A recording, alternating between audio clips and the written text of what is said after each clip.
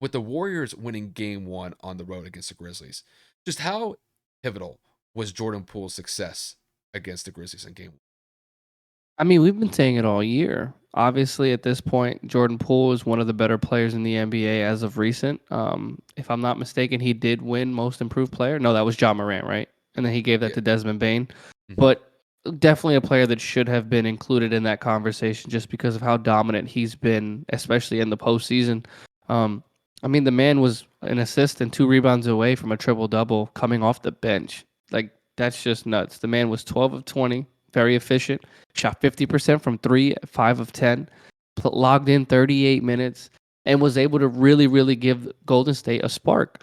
This kid is no 3 year player. He plays like he's a 9 or 10 year veteran. He plays at a very high level. He plays confident, and he has a certain kind of swagger to him that, I've been seeing a lot of tweets, believe it or not, Kyle, where it's like, he's very 2013 Steph esque, very, very young, kind of coming onto the scene, um, where he was kind of shadowing Monte Ellis early on in his career. And, Monte didn't really accept Steph from what the rumors show. And that's why Monte got shipped off.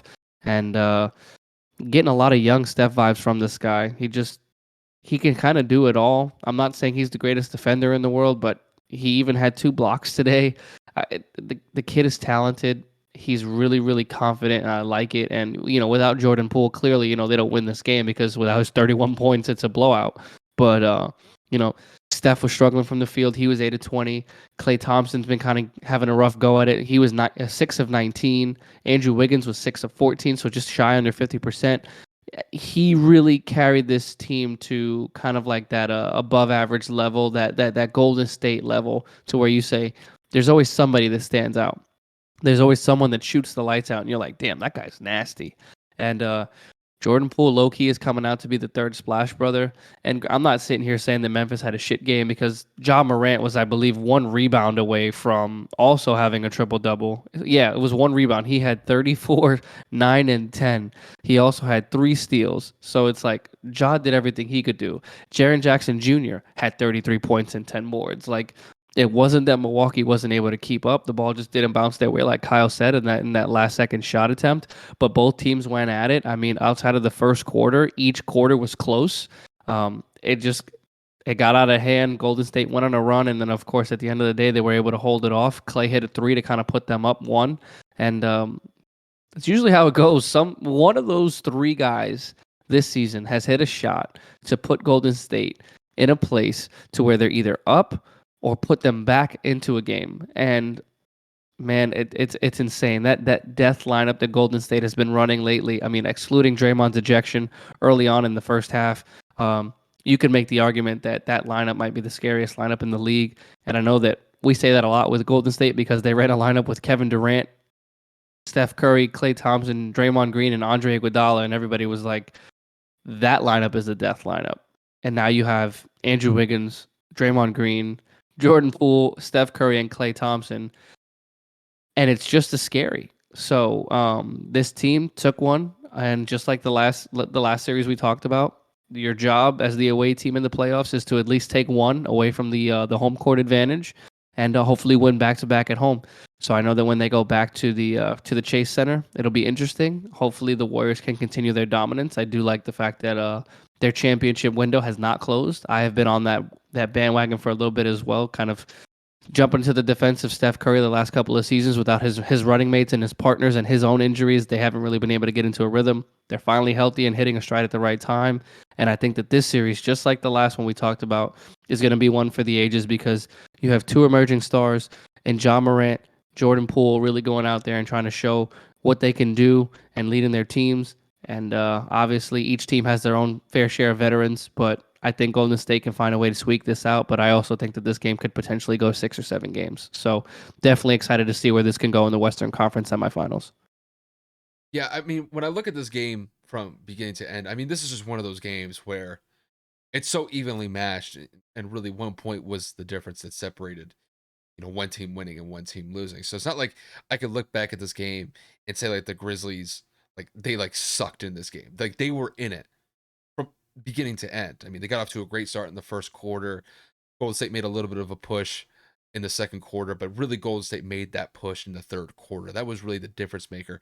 And then after that, it was really just back and forth in the fourth quarter.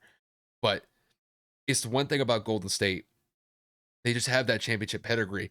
And I think that's what separates them from a team like Memphis. Not to say that Memphis is like trash or anything like that. Memphis is in the 2 seed, for God's sakes. It's just Memphis is still relatively young as a unit.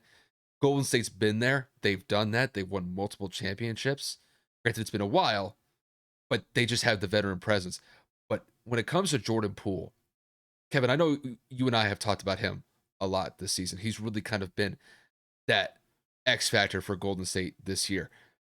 I mean, if he keeps playing like this, I mean, eventually, I'm not talking about right now, but like down the road, I mean, he could even start outshining like Klay Thompson as Golden State's second best player behind Steph, because when he's putting up over 30 points consistently in these playoff games, I have to kind of give him credit for that. Granted, Klay is still, you know, one of the original Splash Brothers, but Klay's been struggling so far this series. But Jordan Poole, he's been outstanding so far.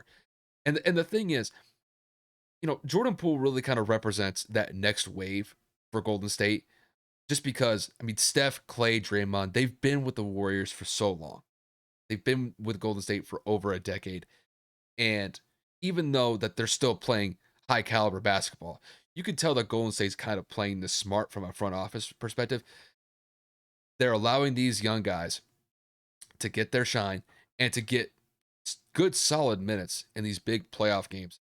And I got to give Steve Kerr some credit for being able to integrate Jordan Poole into the mix, and he's taking full advantage of these opportunities and making it happen. Just because typically Steph's going to get a lot of looks from the opposing defense.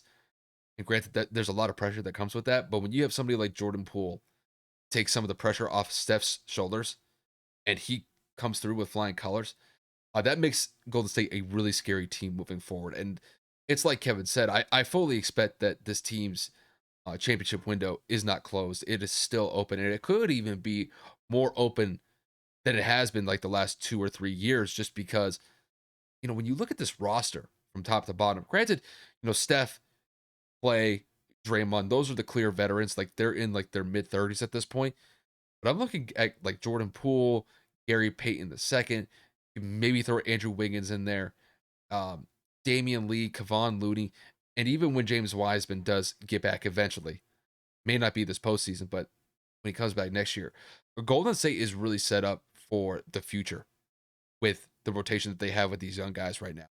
So all in all, like this Golden State team, it's a good mix of veteran presence and youth. And I think by and large, moving forward, this team is going to be a very scary team to deal with. I don't rule out the possibility that they can make the finals this year, but I do expect the Grizzlies to make this a series with Golden State. I don't think Golden State is going to cakewalk through this series in any way, shape, or form. Granted, the Grizzlies did have a difficult time beating the Timberwolves in the first round, but by and large, the Grizzlies are going to be in it from beginning to end. And despite whatever you can say about the Grizzlies are just a gritty team. They don't give up, despite how many points they may be down. And they're going to give whatever team they're going up against everything that they've got. And I imagine they're going to push Golden State in this series.